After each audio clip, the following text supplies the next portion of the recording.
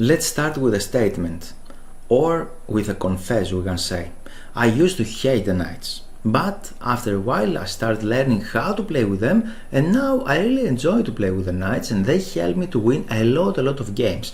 In this video you are going to learn 12 techniques and practical tips on how to use your knights and create very amazing games like this one.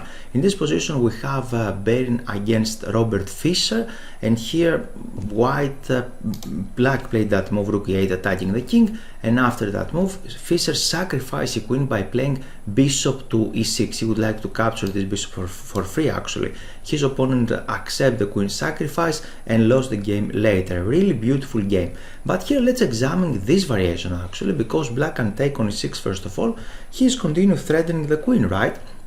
But here we can see the combination. Fischer can play queen b5 check, and after this move we have this check with the knight, and after that this impressive knight check on g3, but actually here black cannot really take that one because the rook is under attack and the king is under attack. The king is under attack mainly, so he has to do something else.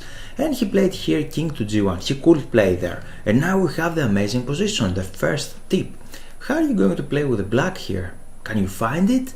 And the solution is this really cool sacrifice in an empty square, queen to f1 check.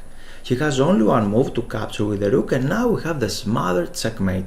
Tip number 1: you can perform this smothered checkmate by your knight attacking the enemy king, and he cannot do anything at all.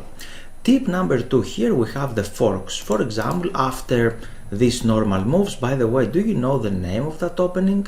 If yes, you're welcome to write it in the comments, and here after that we can play there. And after this move we can give a fork. What is the fork? When we're attacking two enemy pieces, the king and rook for example, the bishop is protecting the knight, so it's not a good idea for him to capture with the queen on c7, and white is winning material here. Now I have another example here. Where is the knight actually? And here is a tip: you can promote your pawns, you can create a new queen, or you can create an under promotion, you can create a knight, and after that we have another double attack attacking the king and queen, so white is winning. White is going to capture the enemy queen, and I hope you can win the game with an extra queen. Do you? And let's move forward now to see tip number 3.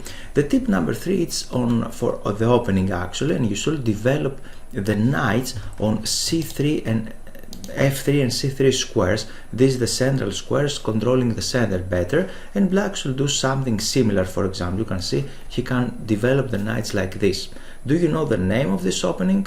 It's called 4 knights opening. This is nice. And now after that white is pressing a little bit, try to capture that knight in order to capture this pawn later. And here is another tip actually, because you can develop the knights there, but we have another rule actually. You should develop the knights first, and after that the bishop. White is threatening that pawn on e5, and it's a good idea to develop the knight. But if you just develop the bishop, you're not going to lose the pawn, but this position of the bishop is not very nice because you're harming your development, your harmony actually. You cannot move your pawn forward. This bishop is blocked here, so things are not so good for the opponent. And my tip here, the main tip, is to develop the knights in these squares. Opening tip, very useful and practical. The next one is to put your knight step by step. For example, by putting this knight here and the other knight there, you can see the knight are controlling a lot of squares, and I'm going to give you some colors in order to see it more clearly. This knight controls these squares and the other knight controls other squares, so these knights are cooperate each other, right? They are working together and they are controlling more and more squares. So put your knight step by step, one next to the other, and here we can continue the game something like this. And now it's white's turn. If we remove a lot of pieces, for example, and leave only the knight and the king against the enemy king, then we cannot win actually. White cannot win in this way. So you can sacrifice here your knight in order to create a new passed pawn, and after that promote this pawn into a new queen. So sacrifice your knights in order to create passed pawns. At this point, please let me present this new course, 11 most important chapters to master positional chess. I created this course with fantastic international masters Liliov and Kolosovsky. We have 11 different chapters there, and you're going to learn how to play with your pieces, with every single piece, and how to work with all of them in practical games. You're going to learn a lot of things. We have more advanced lessons about positional sacrifices and many other things. If you are interested and you would like to learn more, you're welcome to click the link below of that video. And now let's jump forward to tip number 7. This is one of my most scary moments actually, because you can see my king is squeezed there. He has double the rooks on the g file. I'm ready to be checkmated. Okay, but it's my turn here. I played with a very talented Greek person in one tournament here, and the next tip is keep your knight close to your king, because the knight is controlling some square. It's more difficult for the enemy queen to do something, more difficult to do something. And here I'm not controlling the square g2, so I played the move f4 in order to control this one with my queen. My opponent captured there, I give that check, and after this I just capture the pawn. And I feel a little more relaxed because I managed to exchange the queens here. And after these exchanges, my opponent play rook to f8. I don't have other moves but rook f3. What else can I play? And here it's black's turn, and a question for you. You have the control. What are you going to play with the black pieces? The most natural move is not working actually, because if you play something like this, it's very natural because you're attacking the knight and you would like to harm the knight, to capture that knight. But here white is winning because we can create tactics. This is a double threat. He can take the knight, but we can take the rook here, and white is winning. So for that reason, my opponent, very strong player, played this move rook to f5 actually, because he is keeping an eye here on f5 and he has an idea in mind. If I try to do something similar, he can recapture with the pawn, and now he's protecting the rook and I'm losing. For that reason I played something else. I played king on g2, a terrible blunder actually. The game ended in a draw, but it was much better to put the king on e2. Can you find the difference actually between these two moves, king g2 or king e2? If yes, you're welcome to write a comment below that video. Let's move forward to tip number 8, and here is a tip. You can block the enemy pawns with your knights. Knights are excellent blockers. You can block that pawn, as you can see, and this knight is attacking that pawn as well. Now it's white's turn, and white is winning here actually, because you can create the break through. This is a pawn technique actually, and we can do it like f5, and after this we can put the other pawn forward, and after that we created the passed pawn and we can promote this into a new queen. White is winning. Let's move forward. The next tip is here actually, and white has some attack, right? White would like to attack on the king side, and more specifically the pawn on h7.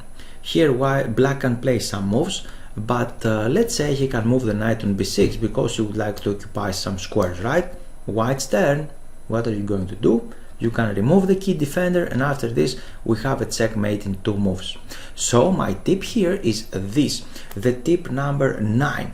Put here the tip number 9, put the knights on f8, because the knight from here is protecting h7 square and he cannot really attack that knight, he cannot really remove that defender. So put the knight on f8 is the next tip for you. And let's move forward to tip number 10 actually. The knight and queen, this combination is better comparing to bishop and queen combination, because this can create more threats actually and they can work together better. Here we can give a check actually, and after this you can perform the checkmate. The knight is the helper protecting the queen, creating the mating net here around the king, and queen is attacking the king. And after this move actually we have another cool checkmate with a knight to f7. This is a checkmate. Let's move forward to tip number 11, and here we have the opening of the Sicilian, and after this moves you can see a hole here, an outpost. Knight is very nice placed on outpost. This is advanced squares actually, and squares that opponent cannot protect with a pawn. This is beautiful squares for the knights. So put your knight in the outpost is tip number 11. And now let's move forward to tip number 12, the final tip. And here I had the white pieces. My opponent played this planless move queen b6 without planning anything, and I played this move c5. Very typical reaction here, attacking the queen, creating that hole, but I'm attacking the queen. He went back here on c7, and now I put my knight on on e5, I'd like to create a nice knight, better knight comparing to that bishop. So he didn't play on d5 because I can scoop it up on d5. He played on d7. Here he asked a question: what are you going to do about the knights? Are you going to exchange or not? And I didn't exchange, but the next question is, where shall I play the knight? And here is the next tip, the last tip, the Octopus Knight. Put the knight on d6 actually. He played this bad move, and after that I'm attacking his rook, as you can see, and this is the Octopus Knight, a term that Garry Kasparov himself tell it first time, because now we're attacking a lot of squares around this knight actually, and we harm the development of our opponent. Right now we're attacking the rook. You don't have a lot of moves. He played this one, and what are you going to play now with the white pieces? And boom, this came, tactics, taking on b5, because if you just take, we can take the rook. And here he played that one, bishop a6, try for some tricks. And I'm going to create another lesson actually, and we're going to understand why the tactics are not working. The tactics are not working if you don't have active good position, and black didn't have any active position. You can see everything is extremely passive there. For that reason, tactics are working in white's favor. Now I just capture the queen, he recaptures. Now we have a choice. We can go on d2 attacking the bishop, or we can take the rook. I calculated that this is better because after all of these exchanges we can take another pawn. He played there, and now we have a prophylactic thinking, because he would like to do something. He would like to capture the pawn on c5, because d4 pawn is pinned. My rook is unprotected, and for that reason I played this very strong move b4, protecting everything. He tried to do some tricks, attacking my bishop. I cannot take his knight. I went back, and now desperately he tried to attack my pawns. He has 2100 elo points on chess. He is trying to attack both of my pawns, but I just capture that knight. In this video you learned 12 amazing tips how to use your knights, and I'm sure and confident that they will help you to play better chess. Thanks for your time, and I hope you enjoyed the video. Here it's time for action. This is the initial page of my website, and here you can click Give me access to get access to free lessons. You can read this page, and if you scroll down, here you can add your name and your email. After that, you're going to take a free lesson how to avoid chess blunders. So, time for action is now, and you're very welcome to join my mail list.